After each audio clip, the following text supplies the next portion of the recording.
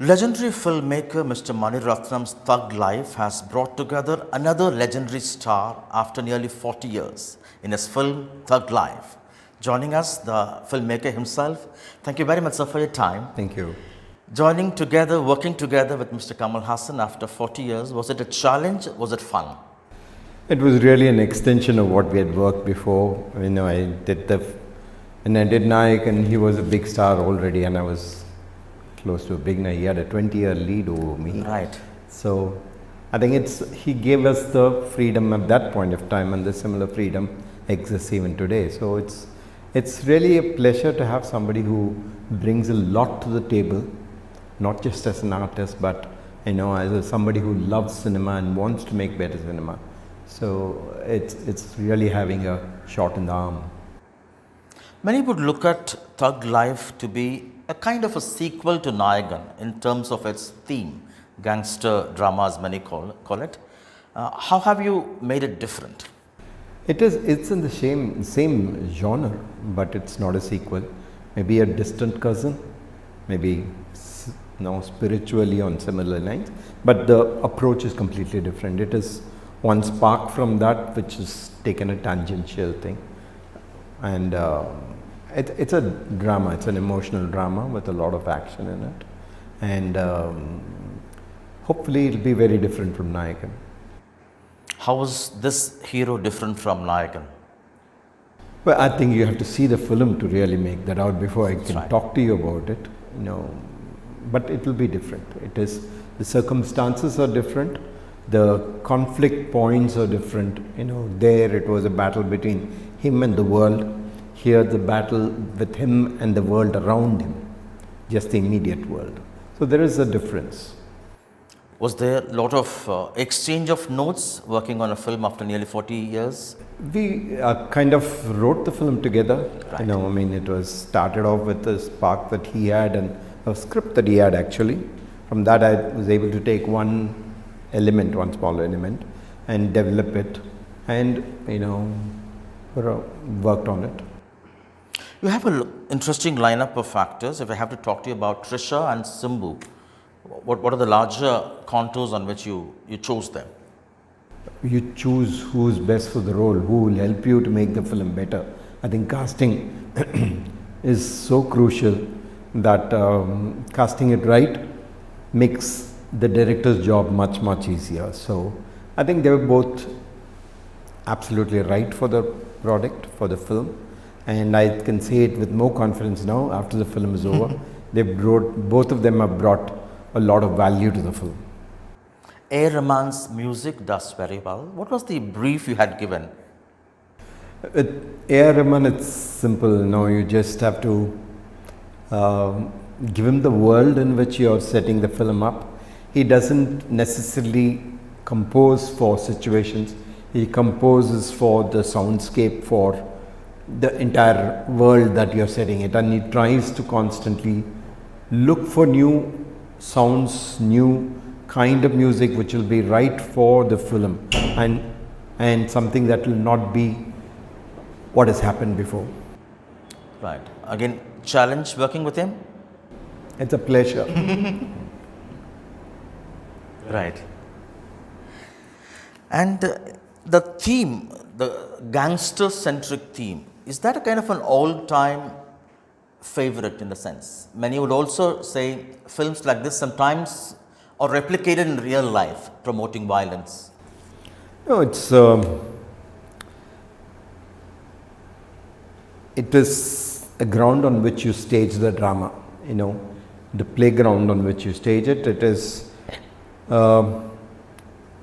It's crucial because in this world, the stakes are very high, and therefore the drama gets enhanced for.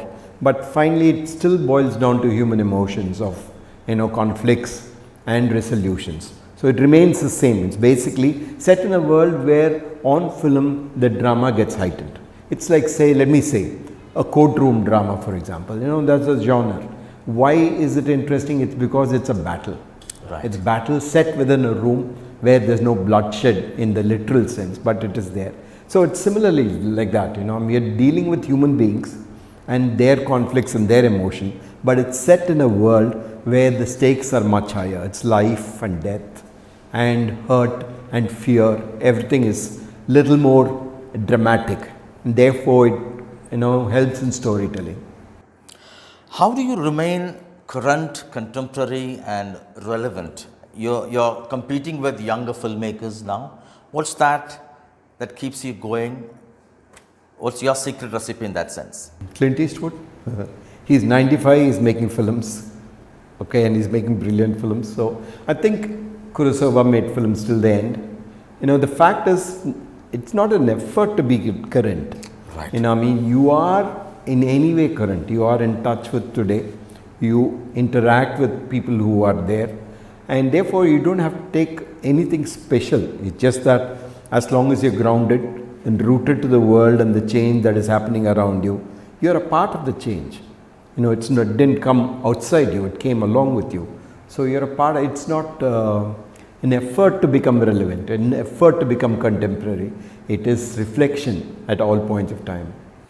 What's that you still love about filmmaking? I think the art of not knowing how to shoot it is what is exciting. And for both you and Mr. Kamal Hassan, this film comes after two major blockbusters, Ponniyin Selvan for you, Vikram for him. Was there also a kind of a pressure to live up to that kind of a... Once you take up a script, once you start writing, all the other pressures disappears. This is a big burden, this is an animal that you carry. So I think the bigger pressure takes away the smaller pressures out of you. So we try to, having identified and landed on a thought for a film, then the film takes over. It kind of leads you, and you really forget the past completely. You also have a trend of working with the same stars in repeat movies. Like? Be it Aishwarya Rai, be it Simbu for that instance, or even Maddie. Is there a kind of a chemistry that makes you comfortable to cast them again for upcoming films? Not really at all, absolutely not. It's just that I'm too selfish for my film. I do what is best for the film. I don't repeat for the sake of repeating or for convenience. Only if I think they'll add value to the film, and if they're keen to work together, that's when it'll happen. Otherwise, it's nothing. There's nothing beyond that. It is purely what is best for the film. Similar to Nayagan, any plans to rope in Mr. Rajnikanth after his Thalapathy? That's a hypothetical question. So I should have a script before I go to him. I should have something which I can offer. He's really on top of his game, so I should have something extra. And if I find something extra, then I'll meet him. Is directing any tougher or easier when it comes to such actors? Be it Kamal Hassan now or... No, actually, directing becomes a little more nuanced because a lot of basic things they are very good at. Right. So you have to look only at the extremes and see how to, and be a kind of an objective viewer for what they're doing to make sure that it remains within the perspective of the narration. So it's a little more nuanced when you deal with actors of that caliber. Compared to the remuneration for male stars, do you think it's time we treat women stars also in terms of pay parity? That's a different question altogether. I don't know how we'll start with that. Right. I think as it is, the star value is the amount we are paying is so big Right. that it don't take away more money from the film that I want to make. So I think they should be paid well. It should not be, you cannot discriminate based on gender. That's right. You discriminate based on the role and how much in your film, how much you can budget it for, and that will get reflected by the box office pull they have, Right. by this, by your need for such kind of an actor. May not have a box office pull, but if I need an actor of that caliber, then I'm ready to pay. So it is not male or female, it is what is right for the role and how much can I market it for. I need to make a film, I need to make it viable. So I try to make sure that a film works for everybody who is involved in it. But there are heroines who are emerging as strong equivalent in that sense. They've always been. Always. I mean, there's no doubt about it. They've been huge stars long back. So it's a trend that has always been there. I mean, women stars have always been, strong and present. Only the numbers should increase and we should have that many roles written for them. It becomes a cycle, I think, in my opinion. There was a time when, people like Balchandra was making films, and there it was very women-dominated films. There were stars, Sujata and Shobha and everybody who kind of brought people into the theatre and gave stellar performances. Right. And then it becomes slightly male-dominated. Then it will become again female-dominated. It will become youth, it will become action, it will become comedy, horror. It just keeps moving. Otherwise, it gets stale. So that will, I think, within the world, there will be this cycle. Is this trend of worldwide releases good thing for Tamil cinema? Earlier, Bollywood was seen to be the face of Indian films around the world, but now it's the other way around. I don't know whether it's the other way around, but I think you make a cinema and if it can go worldwide, why would I even object? Right. Yeah, I think it's fantastic that we are able to. Today, in this day and age, we are able to take it simultaneously. That's the big difference that has happened, and that's a huge advantage. If people's, watching Tamil films, Telugu films, Malayalam films around the world, around the globe, then it will be nice to reach to them and, make them a part of your, conversation. Deepika Padukone recently, who's a young mother now, she advocates the idea of an 8-hour work shift for young mothers like her. What's your view on that? To encourage young mothers stay in the industry active? I think young mothers should stay where they need to. I mean, it is fair that if she's a young mother and she needs to take care of a child, that she chooses something which will give her that, without any hindrance. So I think it is nice that women ask for what they want and get what they want. It is a very healthy sign. The industry should also provide space for that kind of needs.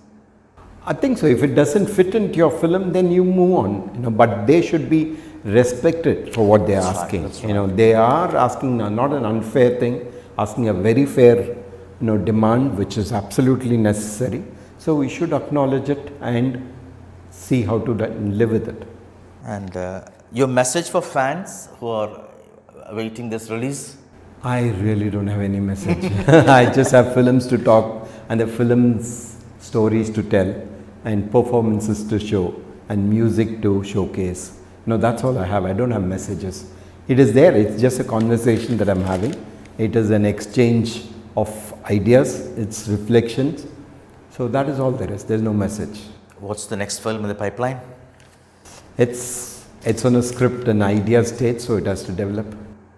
With Simbu? Maybe. I don't know. It depends on the script. The script should fall into place. A lot of times scripts kind of develop but will not completely come in shape, in which case you leave it beside, move on to the next thing. So it really is dictated by the script that you land on. Thank you so much for your time, sir. As always, joy speaking to you. Thank you. for your time. Thank you.